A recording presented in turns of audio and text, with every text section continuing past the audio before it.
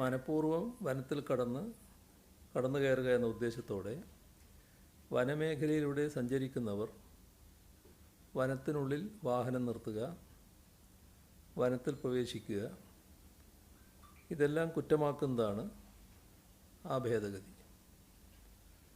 അതിൻ്റെ തുടർ നടപടികളാണ് പിന്നീടുണ്ടായത്. ഇപ്പോൾ വനനിയമ ഭേദഗതി സംബന്ധിച്ച നിർദ്ദേശങ്ങളെക്കുറിച്ച് പല ആശങ്കകളും ഉയർന്നിട്ടുണ്ട്. ഇതിൽ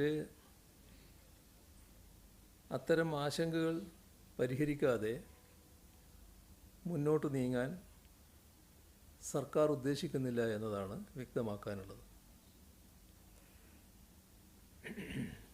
ഏതെങ്കിലും വകുപ്പുകളിൽ നിക്ഷിപ്തമാകുന്ന അധികാരം ദുർവിനിയോഗം ചെയ്യപ്പെടാൻ സാധ്യതയുണ്ട് എന്ന ആശങ്കകൾ ഗൗരവമായി സർക്കാർ കാണുകയാണ്.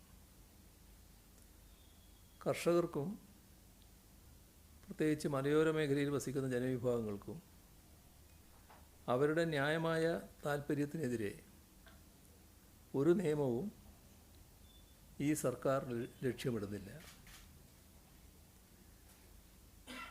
സർക്കാരിൻ്റെ നിലപാട് ഏത് നിയമവും മനുഷ്യർക്ക് വേണ്ടിയുള്ളതാണ് എന്നതാണ്.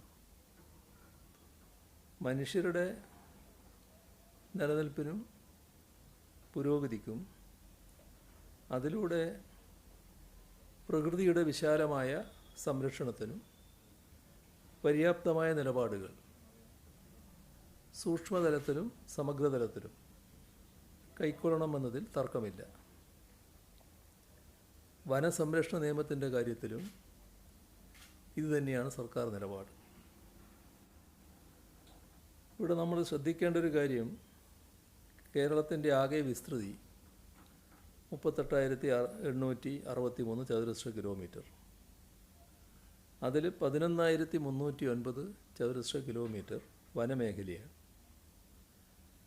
1525.5 ചതുരശ്ര കിലോമീറ്റർ തോട്ടങ്ങളാണ്. ഇപ്പോൾ ജനസാന്ദ്രത നോക്കിയാൽ നമ്മുടേത് ചതുരശ്ര കിലോമീറ്ററിന് 860, തമിഴ്നാട്ടിൽ 555, കർണാടകത്തിലേത് 319. നമ്മുടെ സംസ്ഥാനത്തിൻ്റെ ജനസാന്ദ്രതയും ഇത്തരത്തിലുള്ള ഭൂമിശാസ്ത്രപരമായ സവിശേഷതകളും ജീവിത രീതികളും കണക്കിലെടുക്കുന്നതാവണം വനനിയമങ്ങളെന്നാണ് സർക്കാർ കാണുന്നത്. ആ നിലപാടാണ് എല്ലാ കാലത്തും ഇടതുപക്ഷം ഉയർത്തിപ്പിടിച്ചിട്ടുള്ളത്. വന്യമൃഗങ്ങളുടെ ആക്രമണത്തിൽ നിന്ന് ജനങ്ങൾ സംരക്ഷിക്കപ്പെടണം. അതേസമയം നീതിരഹിതമായ രീതിയിൽ വനവും വനവിഭവങ്ങളും ചൂഷണം ചെയ്യപ്പെടരുത്.